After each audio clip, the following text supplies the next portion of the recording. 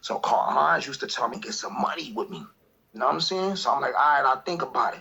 But I was kind of nervous because he used to have the super long cheese lines of fiends like them niggas was eating. Like the what it do, see me with the crew, I had to get some food. I see you looking like you do, had to make a move. Still I gotta glue in a Jimmy Choo's, break the rules. Nigga not a fool, but I'm in the mood. Like in 90, my man Chicky Boom Boom, he went with the Spanish niggas. They snatched him up. They was called the Bobo Posse at that time because they used to have the pacifiers in their mouth, but they was getting the bag.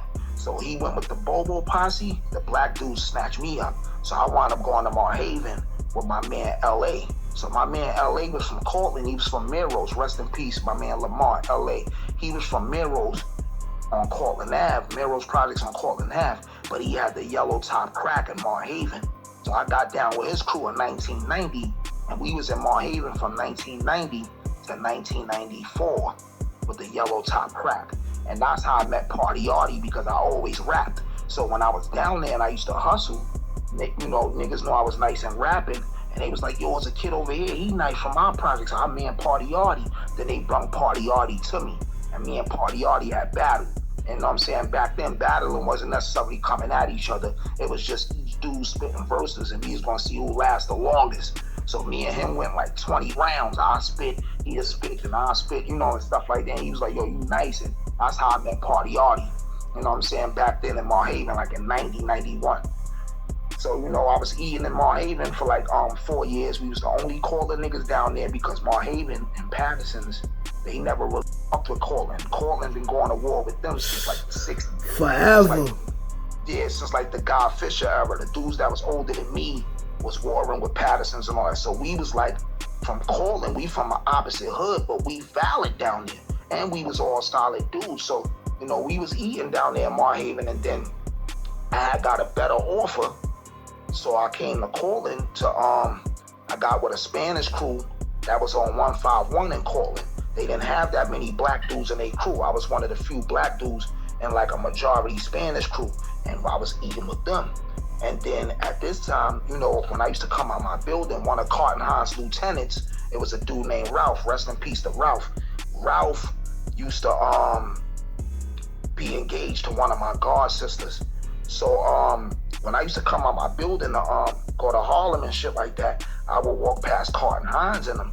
And he used to see me and be like, yo, you a fly young nigga, you know, you always fly, you know, you stay on the move, because I never hung really on the block. I always traveled Harlem, Richmond Hill, South Jamaica, Queens, Mount Vernon. I always moved around. So Karlton Hines used to tell me, get some money with me. You know what I'm saying? So I'm like, all right, I'll think about it. But I was kind of nervous because he used to have the super long cheese lines of fiends like them niggas was eating. So I want to catching a YO drug case. I caught a TNT locked me and my man Chicky Boom Boom up. We got bailed out, and then when I got bailed out from there, I didn't stay on 151 no more because I know I was hot. I just got caught, you know what I'm saying, by TNT. So while I was out on bailout, I started hustling on 155 with Karlton Hines for a minute. I ain't stayed with his crew long. I only was with them for like 2 weeks. You know what I'm saying? But I made like 5-6 racks. You know what I'm saying? Fast. Like, and all I did was look out. They used to have 12-hour shifts. The 9.5 crew only had 2 shifts, 12 to 12 and then 12 to 12. You know what I'm saying? So I'll be looking out. Just all right, so let me ask you a question. Since you speaking on Karlton Hines and them, my sister baby father used to run with them. He goes by the name of Kendall. Are you aware who his brother is? Kendall White? Yeah, Stud Doogie. That's Kendall. That's Kendall, aka Stud Doogie. That's my guy, fly nigga. That's my niece's father. That's my niece's father. Yeah, he resembled Puff a little bit. Yeah. Yeah, well, I'm gonna tell you what Dude, right? Dude had the blowout, and I had the chemical blowout. Back in the days, Kendall had the silver Samurai Suzuki Jeep. He had the silver and blue Samurai Suzuki Jeep. So he always respected my swag too, because I was a young fly nigga. I'm coming through Pele's, Averexes. The pictures is on my Instagram. If niggas ever think I'm fibbing, I got pictures from 92 with Averexes and Pelés on back then when niggas didn't even know what it was. So, you know, Kendu was my man, and Kendu had a baby mother that passed away. Rest in peace to her. Taisha, that's my sister. Okay, rest in peace to Taisha. Now, Taisha had a cousin named Makiba. Makiba was from Edenwald. Yes, Makiba, yeah. Yeah. Yeah, Makiba was from Eden. Makiba was from Edenwald, so she used to go to Morris High School back in the days. You know what I'm saying? When she went to Morris High School, I went to Bronx Regional. You know what I'm saying? Or whatever. But Kendu was my man. And then I used to be on her back in the day. He found out I used to be on her. Like, yo, that's my baby mother cousin. I'm like, all right, that's what's up. You know what I'm saying? I used to try to holler and shit like that. But she always thought I was crazy. Like, oh, this nigga's bugged out. So Kendu was like, nah, that's my little man. He fly. Like, he fly, get money. Like, you know, he do what he do. Long story short, Kendu's a good dude. Smooth dude, fly guy. Always got to the bag. And, you know, he always played with the bunnies. You know, he was like a ladies type of man, like a Puff Daddy type of man. Yeah, he still got that swag now. Yeah, he always stayed with the chicks and all that. He always had a lot of shorties and chicks and stuff. So, yeah, that's that dude. That's my guy. He's A1 day one with Karlton Hines. They from the same clique. You know what I'm saying, or whatever. So, from there, I made my little money with them. And then that's when they had the beef with Pete and all them. And at that time, you know, I was active, but I wasn't. That was beyond my, that was a little bigger than me. You know what I'm saying? So I know my position. From there, I went back with my dudes on 151. You know, I stayed out the way as that played out. And then from there, in 95, I started hustling on 146 in St. Nick for a dude named Cuckoo. Rest in peace, Cuckoo, aka Larry Pfeiffer. That's his real name. You know, I only hustled under 4 Willies. LA, he's dead. Karlton Hines, he's dead. And then the Spanish dudes that was on 151, I really can't mention the dude name because he's still alive, and I don't know if he's active. I don't know what's going on with him. You know what I'm saying? But yeah, and then the 4th dude was Cuckoo. So I was on 146 in St. Nick, by the Mark 5 across the street from Papoose Bar. So Cuckoo had that side locked down, and across the street was AZ, the dude from Paid in Full. AZ was across the street from us. So we was getting money on one side of St. Nick on 146 and 147, and AZ was on the other side with his brother. AZ got a brother, rest in peace. He was kind of like albino. He looked like he was albino. He was a real light skin. So I grew up seeing the AZ dude too that everybody know from the Paid in Full shit. But when I got locked up in 95, for some robberies and kidnapping. How old were you at that time?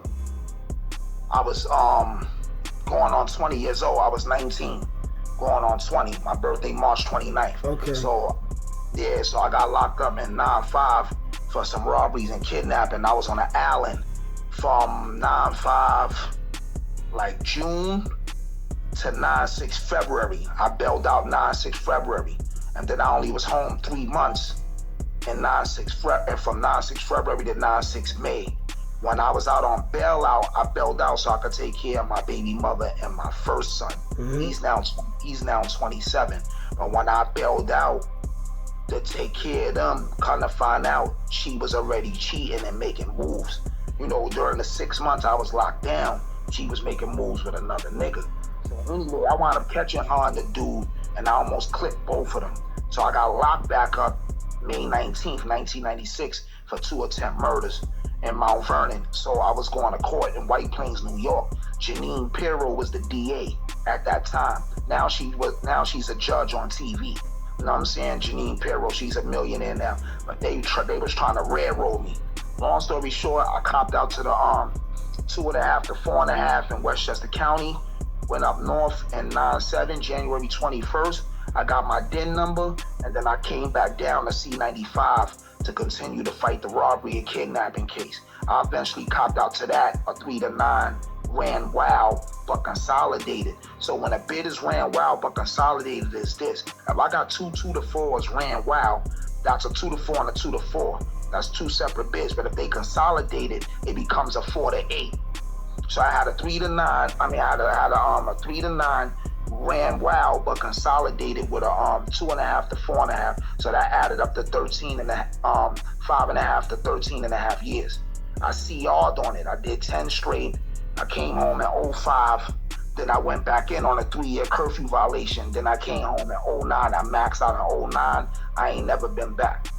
Good, man. Good. Yeah. Shout out to you, man, for not continuing what they expecting us to continue, man. I fought that off too. I came on 2010. I had to do a violation for like 60 days, but I ain't never catch a new one, man. I got knowledge of self while I was on Rikers Island. There was an officer by the name of Brother X. You know what I'm saying? When I was in the 4 building. I know Brother X. I be seeing him in Harlem once in the blue. He on his Black Panther shit. Yeah, man. Like he started talking to us about, you know what I'm saying, like Behold the Pale White Horse and making us watch the Malcolm X movie and all of that. And Facts. My mind started getting different in there. I'm like, yo, listen, they really trying to set us up. Like, Facts. I started thinking differently, you know what I'm saying?